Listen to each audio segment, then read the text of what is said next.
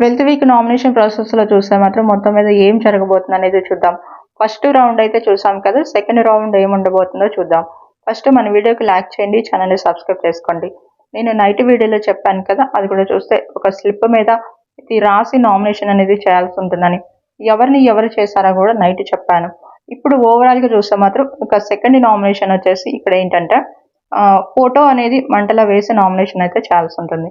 ఇది రెండో నామినేషన్ అనేది తెలుస్తుంది అనమాట. దీంట్లో కూడా ఫుల్ ఫైట్స్ అయితే జరగబోతున్నాయి. బర్నీ గారు చూస్తే మాత్రం ఇంకా తనుజని నామినేషన్ అయితే చేస్తారు. హౌస్లోకి వచ్చిన తర్వాత వీళ్ళిద్దరిని నామినేషన్ చేయాలనుకున్నానని, అది కూడా నాకు ఒకే నామినేషన్ వచ్చిందని కూడా నిఖిల్తో అయితే చెప్తాడనమాట. అది లైవ్లో 1 hour ఎపిసోడ్లో చూసిన వాళ్ళందరికీ తెలుస్తుంది. ఇంకా ఈ రోజు చూస్తే మాత్రం తనుజని చేస్తాడు. ఇంకా ఇమో నామినేషన్ వచ్చేసి డేమాన్ పవర్ని నామినేషన్ చేస్తాడు.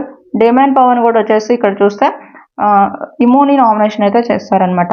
ఓవరాల్గా చూస్తే మాత్రం ఇలాగైతే ఉంటుంది. ఇంకా పవన్ కళ్యాణ్ వచ్చేసి సుమన్ శెట్టిని నామినేషన్ అయితే చేస్తారు. సుమన్ శెట్టి వచ్చేసి చూస్తే తనుజని నామినేషన్ చేస్తున్నది తెలుస్తుంది. ఇది ఫస్ట్ రౌండ్, సెకండ్ రౌండ్ ఓవరాల్గా చూస్తే అందరూ కూడా ఇలాగా నామినేషన్ అయితే చేసుకుంటారు. ఇంకా రీతు చౌదరి ఇంకా చూస్తే కెప్టెన్ కాబట్టి కళ్యాణి నామినేషన్ అయితే చేస్తుంది.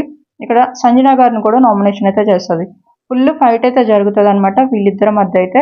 అది నెక్స్ట్ లెవెల్ అనేది తెలుస్తుంది అనమాట. ఇంకొకటి ఏంటంటే డిమాండ్ పవన్కి పవన్ కళ్యాణ్కి కూడా ఫుల్ ఫైట్ అయితే జరుగుతుంది.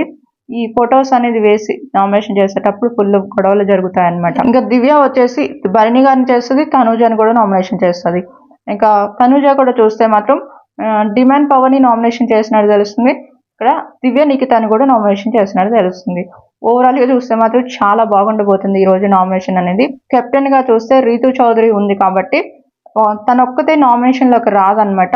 మిగతా వాళ్ళందరూ కూడా ఈ వారం నామినేషన్లు అయితే ఉంటారు. అంటే ఇంకా 8 members ఉన్నారు కదా, 8 members కూడా నామినేషన్ లోకి వస్తారు. ఈ రోజు చూస్తే నామినేషన్ ప్రాసెస్ లో హైయెస్ట్ నామినేషన్ ప్రాసెస్ ఎవరికి జరిగిందంటే తనుజకి జరిగినట్టు తెలుస్తుంది అనమాట. హైయెస్ట్ నామినేషన్ అనేది తనుజకి చేసినట్టయితే తెలుస్తుంది ఓవరాల్ గా. సో మాత్రం ఈ రోజు అయితే ఇలాగైతే ఉండబోతుంది. మీ సపోర్ట్ ఎవరికనేది కామెంట్ చేయండి.